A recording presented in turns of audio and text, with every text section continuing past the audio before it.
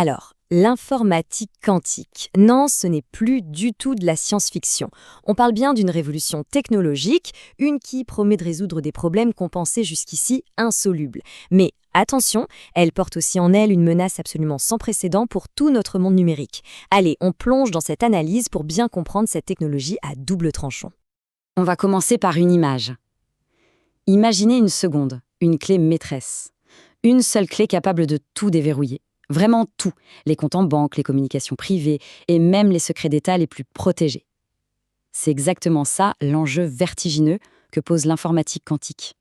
Et cette fameuse clé, eh bien, c'est l'ordinateur quantique. Il faut bien comprendre que ce n'est pas juste un ordinateur plus rapide. Non, c'est une manière complètement nouvelle de calculer qui se base sur les lois, disons, étranges et assez contre-intuitives de la physique à l'échelle de l'atome. Mais au fond, pourquoi a-t-on besoin d'une telle révolution ? Tout simplement parce qu'on arrive aux limites de l'informatique telle qu'on la connaît. La fameuse loi de Moore, celle qui prédisait que la puissance de calcul doublerait tous les 2 ans, eh bien elle se heurte à des limites physiques. Il est donc temps d'aller explorer une nouvelle frontière. Et la différence fondamentale, le cœur du réacteur, si on veut, il est là.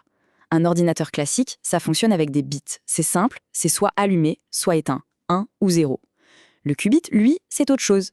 Il utilise un principe fascinant de la physique quantique, la superposition, pour être les deux à la fois.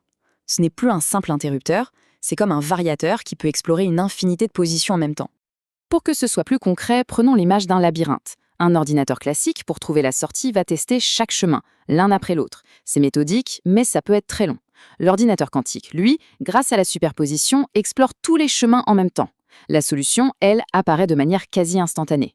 On ne parle plus d'une simple augmentation de vitesse, on change carrément de dimension. Et cette capacité incroyable à explorer une myriade de possibilités en parallèle, ce n'est pas juste une prouesse technique. Non, c'est une véritable promesse. La promesse de pouvoir enfin s'attaquer à des problèmes qu'on considérait jusqu'ici comme insolubles. Le potentiel donne vraiment le vertige. Il faut s'imaginer, simuler des molécules pour créer des médicaments sur mesure, concevoir des matériaux révolutionnaires pour la transition énergétique, ou même optimiser en temps réel des chaînes logistiques mondiales. En fait, il s'agit de s'attaquer à des problèmes si complexes que même nos supercalculateurs actuels ne savent pas par où commencer. Cette citation de Loïc Henriet, de la start-up française Pascal, l'illustre parfaitement. Comprendre comment les protéines réagissent entre elles, c'est la clé pour toute l'industrie pharmaceutique.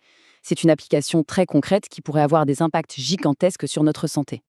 Mais voilà, cette puissance incroyable a un revers. C'est une arme à double tranchant. Et ce deuxième tranchant est particulièrement aiguisé. Il menace les fondations même de la sécurité de notre monde numérique. Le paradoxe, il est là.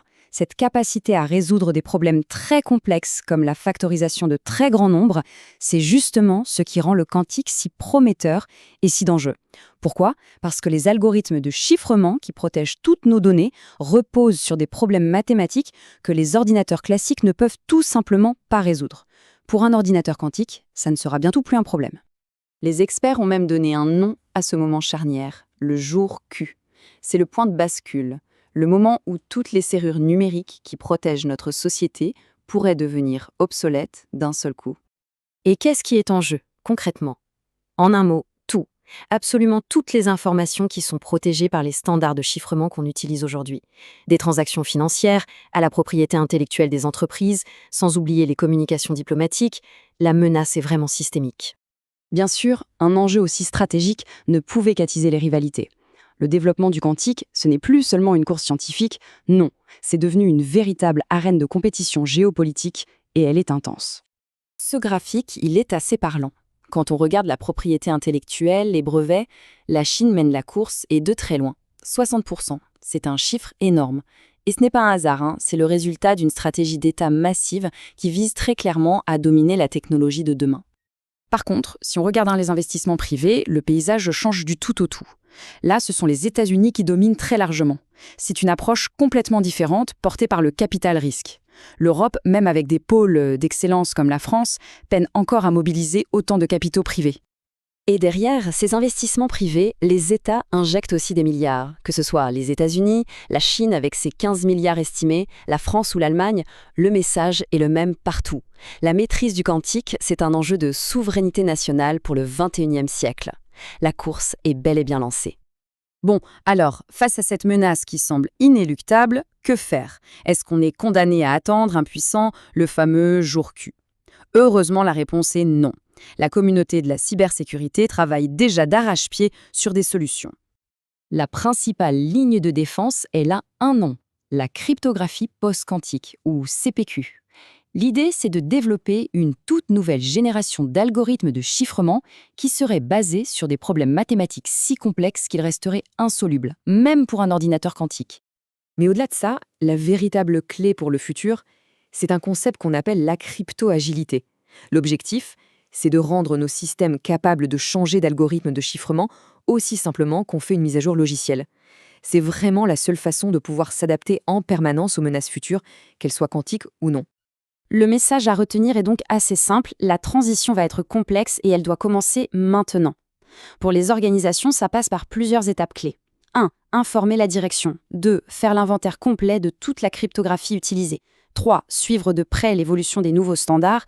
Et 4. Surtout planifier activement la migration des systèmes les plus critiques. L'attentisme n'est pas une option.